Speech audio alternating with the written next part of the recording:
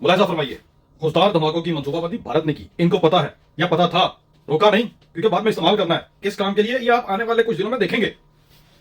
अगर भारत ने की, वो भी यही क्लेम करते थे कि पहलगाम में तुम लोगों ने ये काम किया।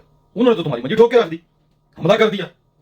तुम लोग किस चीज के इंतजार में हो? तुम लोग तो यहाँ पे जनाब लुडियां डाल रहे हो, यहाँ पे जनाब तरक्कियां खेल रहे हो। कोई तारीफें करवा रहा है गिराज कुमारी से, कोई जनाब अपने झूठे एजाजात से अपने आप को नवाज रहे हो। आप लोग क्या कर रहे हो? जिस कौम और जिस फौज को यह पता हो कि हमारा बॉर्डर अगर जेन्युइन था, बंदर किला नहीं था, तो कि हमारी सरहदें अभी भी गर्म हैं, अभी वो कहते हैं ईद के बाद अगला दिन टरू, अभी तो तुम्हारी जंग का टरू भी नहीं खत्म हुआ और तुम लोग यहां पे मौजों मस्तियों में मसरूफ हो गए हो। जिस कौम की फिजाई या जमीनी या पानी की सरहदों पे जंग हो या हुई अभी खत्म हुई हो, वो कैसे सुकून से सो सकते हैं? वो कैसे खुशियां मना सकते हैं? वो कैसे तरक्कियां, एजाजात और लोशे कर सकते हैं? उनको तो अपने पंजों के बल खड़े होकर चुकन्ना और चौकस होना पड़ता है।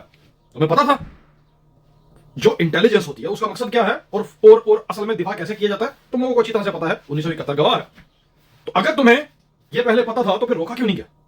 और दूसरी बात, अगर उनकी तरह तुम इतने बहादुर नहीं हो या बेवकूफ नहीं हो कि तुम उनका मुंह तोड़ जवाब दे सको, तो फिर कम से कम इस वक्त को, इस मौके का तो तुम्हारे पास अगर यह बयान देने के तुम लोगों में नट्स हैं, तो फिर उन शवाहिद को लेके बैनुल अक़वामी बरादरी के पास क्यों नहीं जाते? इन्वेस्टिगेशन क्यों नहीं करवाते?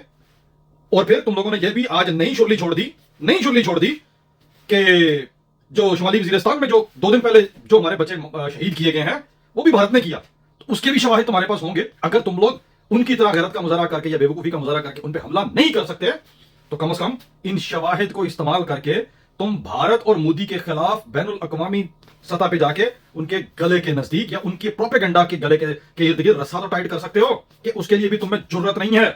अब उसके लिए तुम्हें सियासी लोग चाहिए होंगे, डिप्लोमेट चाहिए होंगे, जो तो पूरी की पूरी तुम्हारी टीम में कोई भी नहीं है। खुद तुम लोग मैट्रिक पास, और जो पाकिस्तान के काबिल तरीन लोग थे, या तो वो तुमने जेलों में बंद कर रखे हैं या उनको मुल्क से भगा दिया। अब इस वक्त इसको चाटो। क्या करें हम? कौम इसका क्या करे कि जी तुम्हारे पास अगर सबूत हैं, एक तो नुकसान हो गया, उसके बाद वो सबूत क्या करोगे अगर उनको तुम तरीके से इस्तेमाल नहीं कर सकते? कौम अगर मेरी बातों से मुत्तफिक है तो आपके मुंह में भी जुबान है, आप भी आवाज बुलंद करें और इन लोगों को इनकी जॉब, इनका एक ही काम है मुल्क का दिफा, उसको ठीक तरीके से करने के ऊपर मजबूर करें। इनके लोग मरे, खच्चरों गलों पे लाद के ये नीचे लाएं, वो फिर भी शहीद है। कौम के दिफा के लिए, वतन के दिफा के लिए जो अपनी जान देता है वो शहीद ही होता है। लेकिन सिविलियंस की जब जाने जाएं तो वो शहीद क्यों नहीं है? या सिविलियंस की जान और खून इतना सस्ता क्यों है?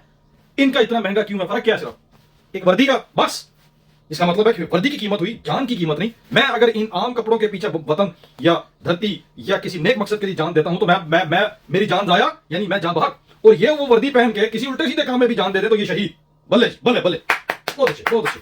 अब पता लग जाएगा कि तुम लोग कितने काबिल हो। अगर तो ये सबूत सच्चे हुए और वैलिड वेरीफाइबल हुए तो हम देखेंगे कि आप लोग बैनुल अक़वामी लेवल के ऊपर जाके पाकिस्तान के इन मासूम शहरियों की शहादतों को, उनका मुकदमा तुम वहां उठाओगे। है कोड़ा दमदार।